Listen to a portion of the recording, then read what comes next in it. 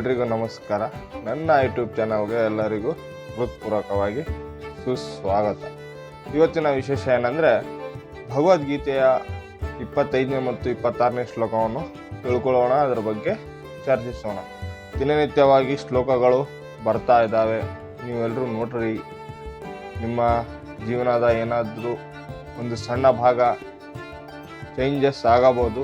ಹಾಗಾಗಿ ಈ ಶ್ಲೋಕಗಳನ್ನು ಓದಿ ಶ್ಲೋಕದ ಅರ್ಥವನ್ನು ತಿಳ್ಕೊಳ್ಳಿ ಮತ್ತು ಶ್ರೀ ಕೃಷ್ಣನ ಪರಮಾತ್ಮನ ಒಂದು ಭಕ್ತನಾಗಿ ಅಂತ ನಾವು ಭಗವದ್ಗೀತೆಯನ್ನು ಅದರ ಬಗ್ಗೆ ಹೇಳ್ತೀವಿ. ಹಾಗಾಗಿ ನೀವು ನಿಜನಿತ್ಯವಾಗಿ ಈ ಶ್ಲೋಕವನ್ನು ತಿಳ್ಕೊಂಡ್ರೆ ನಿಮ್ಮ ಜೀವನದ ಏನಾದರೂ ಒಂದು ಚೇಂಜಸ್ ಆಗಿ ಕಾಣಬಹುದು. ಹಾಗಾಗಿ ಈ ಭಗವದ್ಗೀತೆಯ ಒಂದು ಸರಳವಾದ ಶ್ಲೋಕಗಳನ್ನು ನಾವು ದಿನನಿತ್ಯವಾಗಿ ತಮಗೆ ತಿಳಿಯುತ್ತಾ ಬರ್ತಾ ಇದ್ದೀವಿ. ಇವತ್ತಿನ ವಿಶೇಷವಾಗಿ ನಾವು ದಿನನಿತ್ಯವಾಗಿ ಶ್ಲೋಕಗಳು ಸ್ಟಾರ್ಟ್ ಮಾಡೋ ಮೊದಲು ಕೃಷ್ಣನ ಒಂದು ಶ್ಲೋಕ ಹೇಳಿ ಸ್ಟಾರ್ಟ್ ಮಾಡ್ತೀವಿ. ಆ ಶ್ಲೋಕ ಯಾವುದಪ್ಪ ಅಂತ ನಾನು ನಿಮ್ಗೆ ಹೇಳ್ತೀನಿ. ಈ ಶ್ಲೋಕ ಮುಗಿಸಿದ ನಂತರ 25ನೇ ಮತ್ತು 26ನೇ ಶ್ಲೋಕಕ್ಕೆ ಹೆಜ್ಜೆ ಇಡೋಣ. ಈಗ ಕೃಷ್ಣನ ಒಂದು ಶ್ಲೋಕ ಹೇಳಿ ಮುಂದಿನ 25ನೇ ಮತ್ತು 26ನೇ ಶ್ಲೋಕಕ್ಕೆ ಹೆಜ್ಜೆ ಇಡೋಣ. ಓಂ ಕೃಷ್ಣಾಯ ವಾಸುದೇವಾಯ ಹರಿಯೇ ಪರಮಾತ್ಮನೆ ಪ್ರಣತ ಕ್ಲೇಶನಾಶಾಯ ಗೋವಿಂದಾಯ ನಮೋ ನಮಃ. ಈ ಶ್ಲೋಕವನ್ನು ದಿನನಿತ್ಯವಾಗಿ 11 ಬಾರಿ ಜಪ ಮಾಡಿ ನಿಮ್ಮ ಕಾರ್ಯಸಿದ್ಧಿಗೆ ನೀವು ಹೋಗಬಹುದು. ಯಾಕಪ್ಪ ಅಂದರೆ, ನೀವು ಏನಾದರೂ ಎಲ್ಲಿ ಸಿಲುಕಿದಾಗ, ಏನಾದರೂ ಆಕ್ಸಿಡೆಂಟ್ ಆದಾಗ, ಏನಾದರೂ ಆದಾಗ ನೀವು ಅಲ್ಲಿನ ಸಮಸ್ಯೆಗೆ ಮಾತ್ರ ಅದು ಆಗಿರುತ್ತೆ. ಆಮೇಲೆ ನೀವು ಯಾವ ಥರ ಇದ್ರಿ ಆ ಥರ ಆಗುತ್ತೆ. ಅದರ ಆಗಿ ಈ ಶ್ಲೋಕದ ಒಂದು ಪವರ್ ಆಗಿರುತ್ತೆ. ಹಾಗಾಗಿ ಈ ಶ್ಲೋಕವನ್ನು ದಿನನಿತ್ಯವಾಗಿ 11 ಬಾರಿ ಜಪ ಮಾಡಿ ಮತ್ತು ಇದರಲ್ಲಿ ಬರುವ ಸಾರಾಂಶಗಳನ್ನು ನೀವು ಸಂಪೂರ್ಣವಾಗಿ ಜ್ಞಾನವಂತರಾಗಿ ತಿಳ್ಕೊಳ್ಳಿ. ಇವತ್ತಿನ ಶ್ಲೋಕ ಏನಂತ ನಾನು 25ನೇ ಶ್ಲೋಕವನ್ನು ನಾನು ನಿಮಗೆ ತಿಳಿಸ್ತೀನಿ. 25ನೇ ಶ್ಲೋಕ: ಅವ್ಯಕ್ತಂ ನಿಚಲ್ಸಂ ಯಮಾವಿಕೆ ಯತ್ಯತ್ ತೇಹಃ ತಸ್ಮೈ ದೇವಂ ವಿದ್ಯತ್ ನಮಃ ನಶೋಚಿತ್ ಮಹರ್ಷಿ ಸ್ವಯಂ. ಇದರ ಅರ್ಥ ಏನಂದರೆ, ಆತ್ಮನು ಕಣ್ಣಿಗೆ ಕಾಣುವುದಿಲ್ಲ, ಅದನ್ನು ಗ್ರಹಿಸಲು ಸಾಧ್ಯವಿಲ್ಲ, ಅದು ವಿಕಾರವಾದ ಹೊಂದಿರುವುದಿಲ್ಲ ಎಂದು ಹೇಳಲಾಗಿದೆ. ಇದನ್ನು ತಿಳಿದು ನೀನು ದೇಹಕ್ಕೆ ದುಃಖಿಸಬಾರದು. ಅಂದರೆ ಅದಕ್ಕೆ ಆಕಾರವಿಲ್ಲ, ಗ್ರಹಿಸಲು ಸಾಧ್ಯವಿಲ್ಲ ಮತ್ತು ಅದರಲ್ಲಿ ಬರುವ ದಿನನಿತ್ಯವಾದ ಒಂದು ದೇಹದ ದುಃಖ ಇರುತ್ತೆ. ಆ ದುಃಖ ಯಾವತ್ತಿಗೂ ತರಬೇಡ ಅಂತ 25ನೇ ಶ್ಲೋಕದಲ್ಲಿ ನಮಗೆ ಹೇಳಿದ್ದಾರೆ. ಮತ್ತು 26ನೇ ಶ್ಲೋಕದಲ್ಲಿ ಏನಿದೆ ಅಂದರೆ,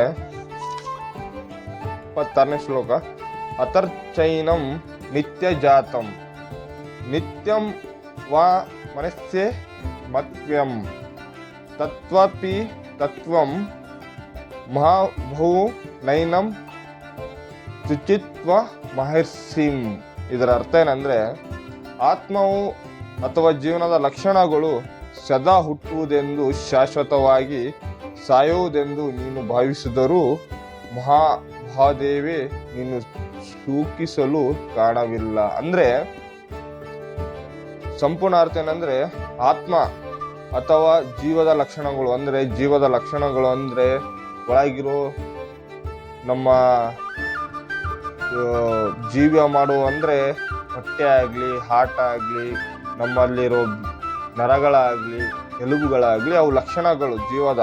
ಅದ ಸದಾ ಹುಟ್ಟುವುದೆಂದು, ಶಾಶ್ವತವಾಗಿ ಸಾಯೋದೆಂದು ನೀನು ಭಾವಿಸಿದು. ಅಂದರೆ ಅದಕ್ಕೆ ಏನೂ ಇಲ್ಲ, ಅದಕ್ಕೆ ಸಾವು ಅನ್ನೋದೇ ಇಲ್ಲ ಮತ್ತು ಅದಕ್ಕೆ ಶಾಶ್ವತವಾಗಿ ಪರಿಹಾರ ಇದೆ. ಅಂದರೆ ಅದು ಆತ್ಮಕ್ಕೆ ಯಾವತ್ತಿಗೂ ಕೊನೆ ಇಲ್ಲ ಅಂತ ಸೂಚಿಸಲು ಸಾಧ್ಯವಿಲ್ಲ, ಕಾಣುವಿಲ್ಲ ಅಂತ ಹೇಳ್ತಾರೆ.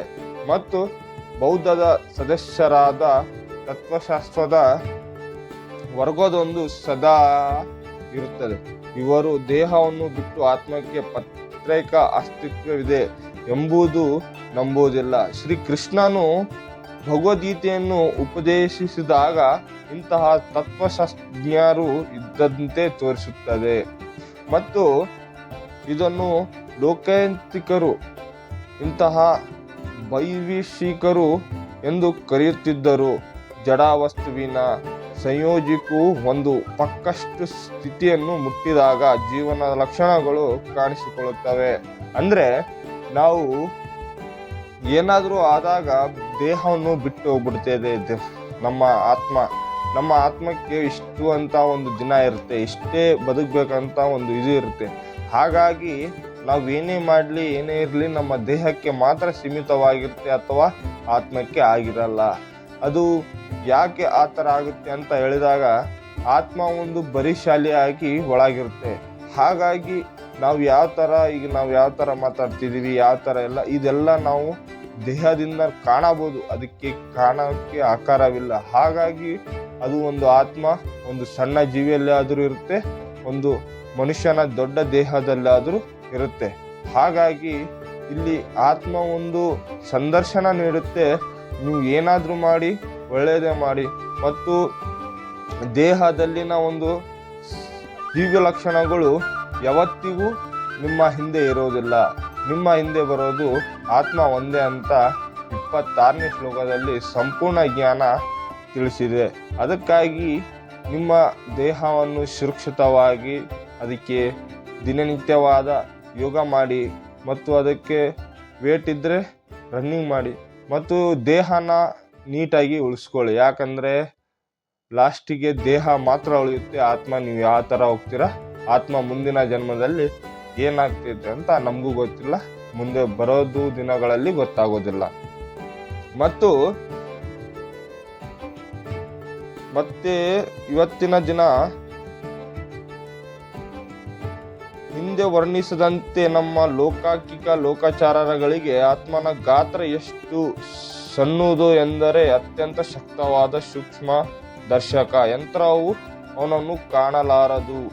ಆದ್ದರಿಂದ ಅವನು ದೃಶ್ಯ ಆತ್ಮ ಅಸ್ತಿತ್ವವನ್ನು ಕುರಿತು ಹೇಳಬೇಕಾದರೆ ಅವನು ಅಸ್ತಿತ್ವವನ್ನು ಕುರಿತು ಕ್ಷತ್ರಿಯ ಮತ್ತು ವೇದಜ್ಞಾನದ ಪ್ರಮಾಣವನ್ನು ಮೀರಿ ಪ್ರಾಯೋಗಿಕವಾಗಿ ಆತ್ಮನ ಒಂದು ಸಂದರ್ಶನ ನೀಡುತ್ತಾರೆ.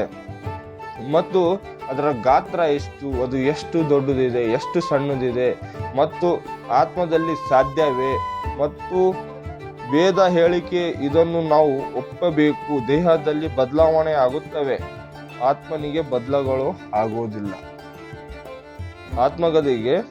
ಆತ್ಮನಿಗೆ ಬದಲಾವಣೆಗಳೆಲ್ಲ ಸರ್ವಕಾಲಕ್ಕೂ ಆಕಾರ ವಿಕಾರವೇ ಉಳಿಯುವ ಆತ್ಮವನ್ನು ಆನಂದವಾದ ಪರಮಾತ್ಮಗೆ ಹೋಲಿಸಿದರೆ ಆತ್ಮನು ಅನುಗುಣವನ್ನೇ ಪರಮಾತ್ಮನು.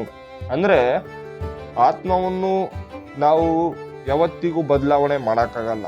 ಈಗ ನಾನು ಕಟಿಂಗ್ ಮಾಡಿಸಿದ್ದೇವೆ ಅಂತ ಅಂದರೆ ಸ್ವಲ್ಪ ನಮ್ಮ ಫೇಸ್ ಚೇಂಜ್ ಆಗುತ್ತೆ. ನಾವು ಸ್ವಲ್ಪ ಫುಡ್ ಏನಾದರೂ ಊಟ ಮಾಡಿದರೆ ಸ್ವಲ್ಪ ದಪ್ಪ ಆಗುತ್ತೆ. ಆದರೆ ಆತ್ಮ ಒಂದೇ, ಪರಮಾತ್ಮನ ಪಾಲಿಗೆ ಹೋಗುವುದು ಒಂದೇ, ಆತ್ಮ ಒಂದೇ ಹೋಗುತ್ತೆ. ಆತ್ಮದಲ್ಲಿರುವ ದಿನನಿತ್ಯವಾದ ಸಾರಾಂಶಗಳು ಏನೂ ಇರೋದಿಲ್ಲ, ಆತ್ಮ ಒಂದೇ ಹೋಗುತ್ತೆ. ಅದರಲ್ಲಿ ಬರುವ ಒಂದು ಸಣ್ಣ ಏನೇ ಆಗಲಿ ಒಂದು ನಮಗೆ ಒಂದು ಒಳ್ಳೆ ದಾರಿ ತೋರಿಸೋದು ಆತ್ಮ ಒಂದೇ. ದೇಹ ಏನು ಮಾಡುತ್ತೆ ಅಂದರೆ ಅದು ದೇಹ ಒಂದು ನಿಖರವಾದ ಒಂದು ದೇಹ, ಆತ್ಮವನ್ನು ತೋರಿಸಲಾರದೆ ದೇಹವನ್ನು ಒಂದು ತೋರಿಸುತ್ತೆ. ಈಗ ದೇಹ ನಾನು ಮಾತಾಡ್ತಾ ಇದ್ದೀನಿ ಅಂದರೆ ಅದು ನನ್ನ ದೇಹ ಮತ್ತು ನನ್ನ ಆತ್ಮವಿಶ್ವಾಸದಿಂದ ಮಾತಾಡ್ತಾ ಇದ್ದೀನಿ. ನಾವು ಆತ್ಮವಿಶ್ವಾಸ ಅಂದರೆ ಆತ್ಮವನ್ನು ನಮ್ಮ ವಿಶ್ವಾಸವನ್ನು ಮಾಡ್ಕೊತೀವಿ. ಇದು ನನ್ನ ಆತ್ಮ, ಇದು ನನ್ನ ಹೆಮ್ಮೆ, ನಾನು ಇಷ್ಟು ಅಡ್ಡಾಡ್ತಿದ್ದೀನಿ, ಇಷ್ಟು ನೋಡ್ತಾ ಇದ್ದೀನಿ, ಇಷ್ಟು ಪ್ರಪಂಚವನ್ನು ತಿಳ್ಕೊತಾ ಇದ್ದೀನಿ ಅಂದರೆ ಅದು ನನ್ನ ಆತ್ಮ ಬಿಟ್ಟರೆ ಏನೂ ಇಲ್ಲ ಅಂತ ನಾವು ತಿಳ್ಕೊಳ್ಳೇಬೇಕು. ಮತ್ತು ಇವತ್ತಿನ ದಿನ ಎಲ್ಲ 2 ಶ್ಲೋಕಗಳನ್ನು ತಿಳ್ಕೊಂಡಿದ್ವಿ, 25ನೇ ಮತ್ತು 26ನೇ ಶ್ಲೋಕ. ಹಾಗಾಗಿ ನನ್ನ ಚಾನಲ್ನ ನೀವು ಸಬ್ಸ್ಕ್ರೈಬ್ ಮಾಡಿಲ್ಲ ಅಂದರೆ ಸಬ್ಸ್ಕ್ರೈಬ್ ಮಾಡಿ. ದಿನನಿತ್ಯವಾಗಿ ಶ್ಲೋಕಗಳು ಬರ್ತಾ ಇರ್ತವೆ. ಹಾಗಾಗಿ ಶ್ಲೋಕವನ್ನು ಸಂಪೂರ್ಣವಾಗಿ ತಿಳ್ಕೊಳ್ಳಿ. ನೀವು ಭಗವದ್ಗೀತೆಯ ಪುಸ್ತಕವನ್ನು ನೋಡೋಷ್ಟು ಪೇಷನ್ಸ್ ಯಾರಿಗೂ ಇರಲ್ಲ. ಹಾಗಾಗಿ ನಿಮ್ಮ ಒಂದು ಸಣ್ಣ ಟೈಮ್ ತಗೊಂಡು ಸ್ವಲ್ಪ ಆದರೂ ಶ್ಲೋಕಗಳನ್ನು ತಿಳ್ಕೊಳ್ಳಿ. ಯಾಕಂದರೆ ಮುಂದಿನ ಜನ್ರೇಷನ್ನಲ್ಲಿ ನಿಮ್ಮ ಒಂದು ಜೀವನದ ಏನಾದರೂ ಅಡೆತಡೆಗಳೇ ಬಂದಾಗ ಒಂದು ಶ್ಲೋಕ ಏನಾದರೂ ಪ್ರಾಕ್ಟೀಸ್ ಮಾಡಿದಾಗ ಆ ಶ್ಲೋಕಗಳು ನಿಮಗೆ ಒಂದು ಮಾದರಿ ಆಗಿರುತ್ತೆ. ಹಾಗಾಗಿ ಸ್ವಲ್ಪ ಟೈಮ್ ತೊಗೊಂಡು ಭಗವದ್ಗೀತೆಯ ಶ್ಲೋಕಗಳಾಗಲಿ ಏನೇ ಆಗಲಿ ಅರ್ಥವನ್ನು ತಿಳ್ಕೊಂಡು ನಾವು ಈ ಭಗವದ್ಗೀತೆಯ 25ನೇ 26ನೇ ಶ್ಲೋಕವನ್ನು ಇಲ್ಲಿಗೆ ಮುಕ್ತಾಯ ಮಾಡಿಸೋಣ. ಮತ್ತು ನನ್ನ ಚಾನಲನ್ನು ಸಬ್ಸ್ಕ್ರೈಬ್ ಮಾಡಿಲ್ಲ ಅಂದರೆ ಸಬ್ಸ್ಕ್ರೈಬ್ ಮಾಡಿ ಮತ್ತು ನನ್ನ ವಿಡಿಯೋನ ಬೆಲ್ ಬಟನ್ನ ಒತ್ತಿ ಇಮಿಡಿಯೇಟ್ಲಿ ಆಗಿ ನಿಮ್ಮ ನೋಟಿಫಿಕೇಶನ್ ಬರುತ್ತೆ. ಹಾಗಾಗಿ ಮತ್ತು ನೀವು ನನ್ನ